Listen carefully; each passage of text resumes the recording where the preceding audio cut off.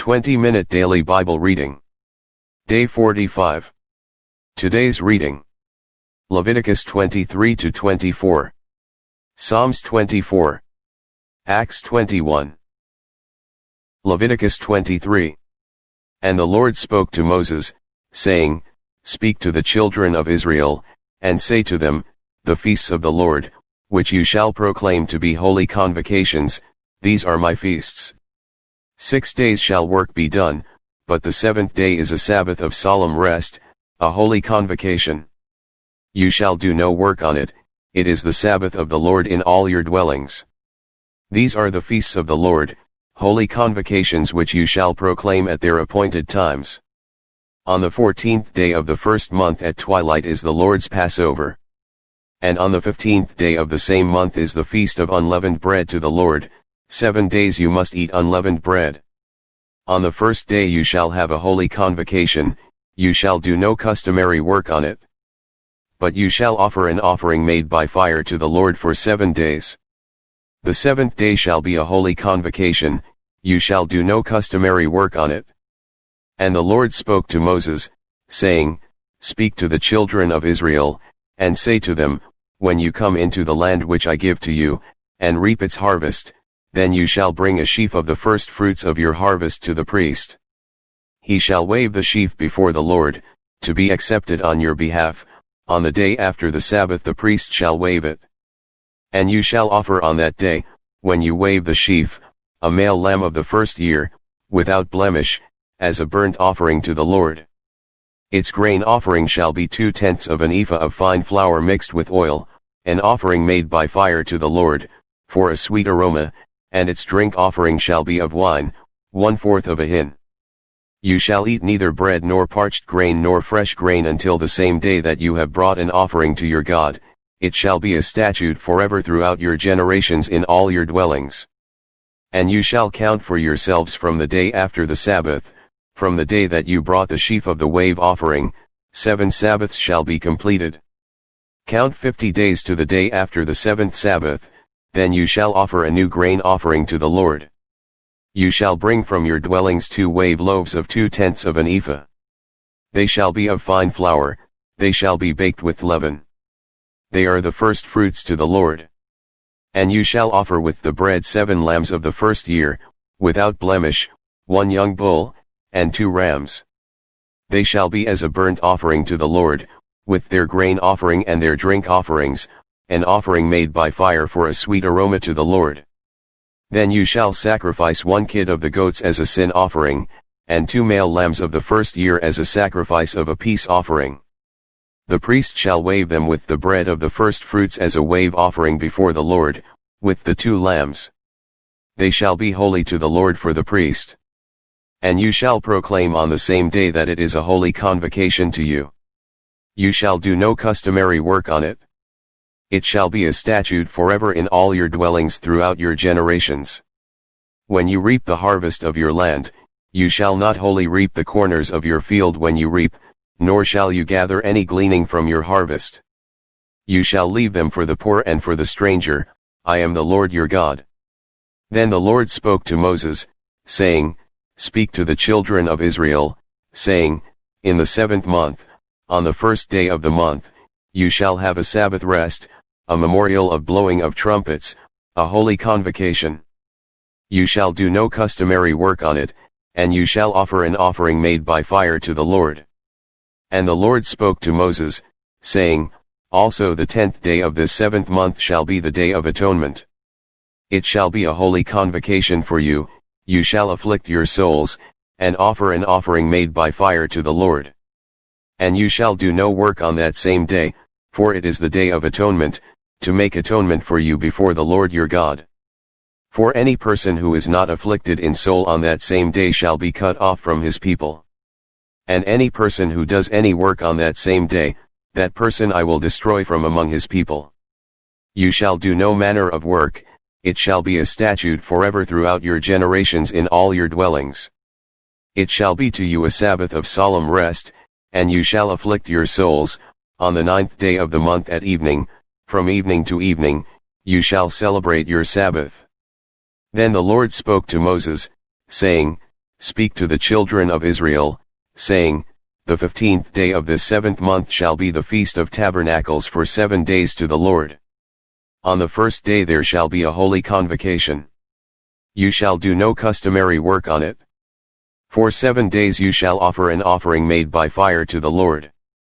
On the 8th day you shall have a holy convocation, and you shall offer an offering made by fire to the Lord.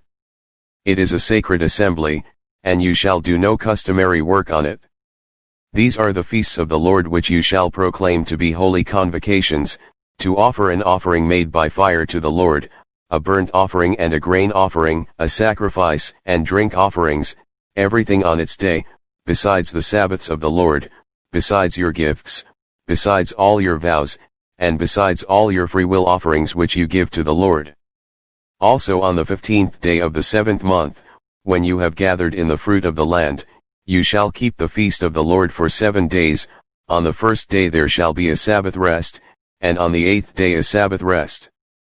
And you shall take for yourselves on the first day the fruit of beautiful trees, branches of palm trees, the boughs of leafy trees, and willows of the brook, and you shall rejoice before the Lord your God for 7 days. You shall keep it as a feast to the Lord for 7 days in the year. It shall be a statute forever in your generations. You shall celebrate it in the 7th month. You shall dwell in booths for 7 days.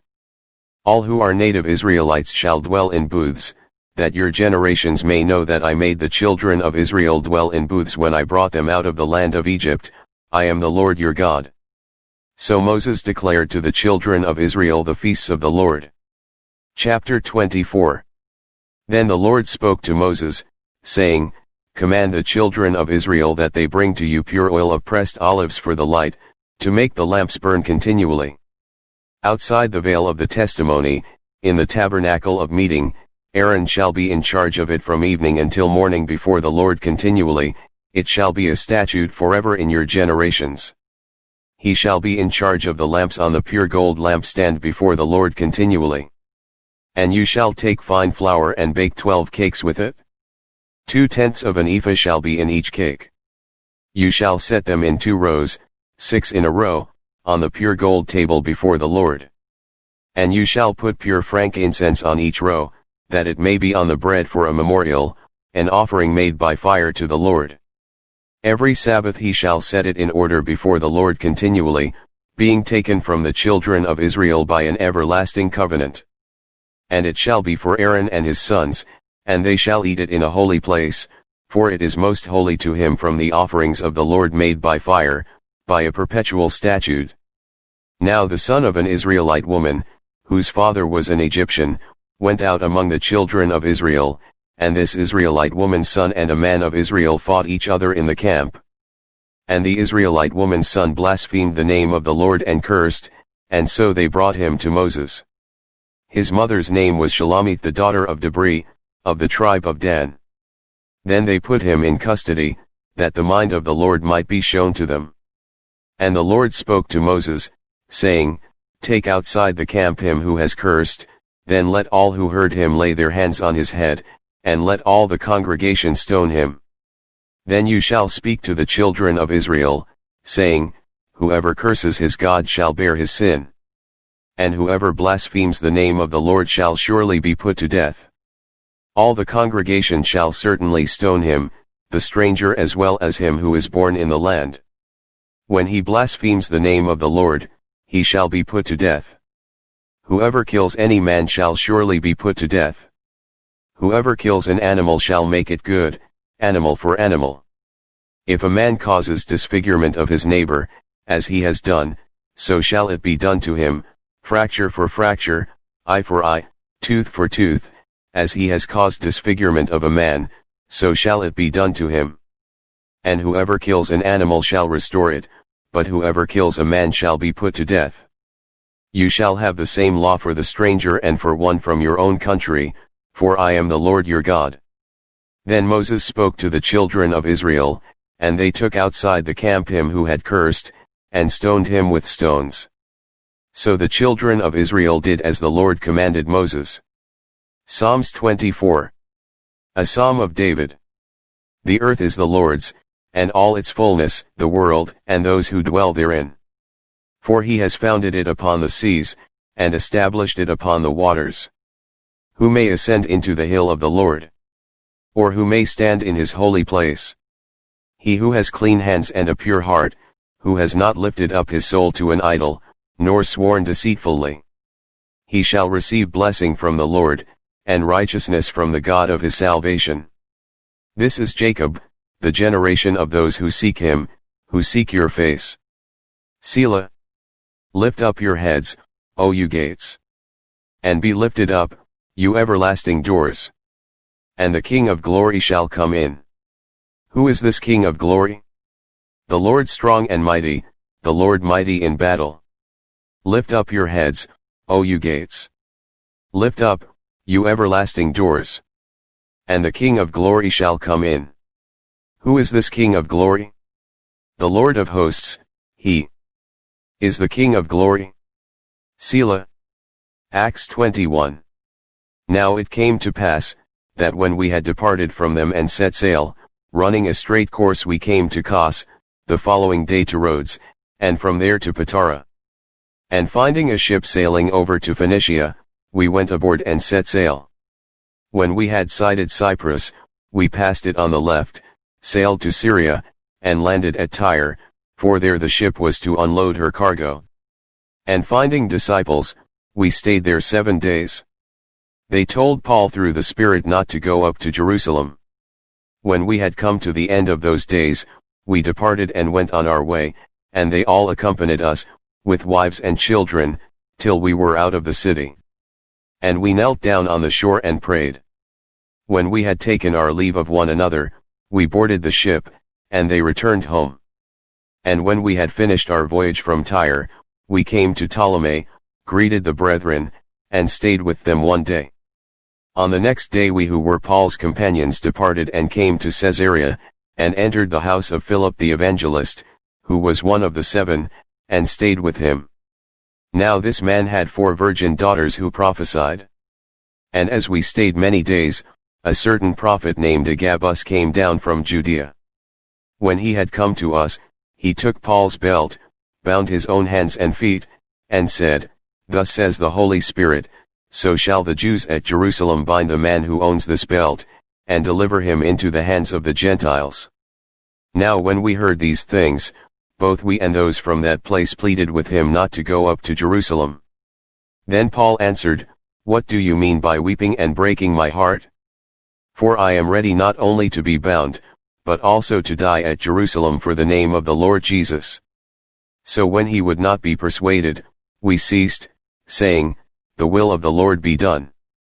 And after those days we packed and went up to Jerusalem. Also some of the disciples from Caesarea went with us and brought with them a certain Nason of Cyprus, an early disciple, with whom we were to lodge. And when we had come to Jerusalem, the brethren received us gladly. On the following day Paul went in with us to James, and all the elders were present. When he had greeted them, he told in detail those things which God had done among the Gentiles through his ministry. And when they heard it, they glorified the Lord. And they said to him, You see, brother, how many myriads of Jews there are who have believed, and they are all zealous for the law, but they have been informed about you that you teach all the Jews who are among the Gentiles to forsake Moses, saying that they ought not to circumcise their children nor to walk according to the customs. What then?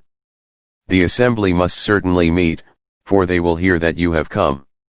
Superscript 2 Superscript 3 Therefore do what we tell you, we have 4 men who have taken a vow. Take them and be purified with them, and pay their expenses so that they may shave their heads, and that all may know that those things of which they were informed concerning you are nothing, but that you yourself also walk orderly and keep the law. But concerning the Gentiles who believe, we have written and decided that they should observe no such thing, except that they should keep themselves from things offered to idols, from blood, from things strangled, and from sexual immorality.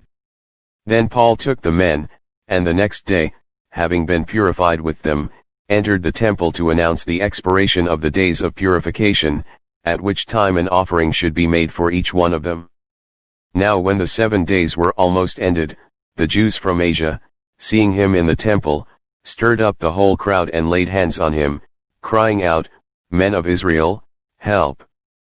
This is the man who teaches all men everywhere against the people, the law, and this place, and furthermore he also brought Greeks into the temple and has defiled this holy place." For they had previously seen Trophimus the Ephesian with him in the city, whom they supposed that Paul had brought into the temple. And all the city was disturbed, and the people ran together, seized Paul, and dragged him out of the temple, and immediately the doors were shut. Now as they were seeking to kill him, news came to the commander of the garrison that all Jerusalem was in an uproar. He immediately took soldiers and centurions, and ran down to them. And when they saw the commander and the soldiers, they stopped beating Paul. Then the commander came near and took him, and commanded him to be bound with 2 chains, and he asked who he was and what he had done. And some among the multitude cried one thing and some another. So when he could not ascertain the truth because of the tumult, he commanded him to be taken into the barracks. When he reached the stairs, he had to be carried by the soldiers because of the violence of the mob. For the multitude of the people followed after, crying out, "Away with him!" Then as Paul was about to be led into the barracks, he said to the commander, "May I speak to you?" He replied, "Can you speak Greek? Are you not the Egyptian who some time ago stirred up a rebellion and led the 4,000 assassins out into the wilderness?" But Paul said, "I am a Jew from Tarsus, in Cilicia, a citizen of no mean city, and I implore you, permit me to speak to the people." So when he had given him permission, Paul stood on the stairs and motioned with his hand to the people. And when there was a great silence, he spoke to them in the Hebrew language, saying,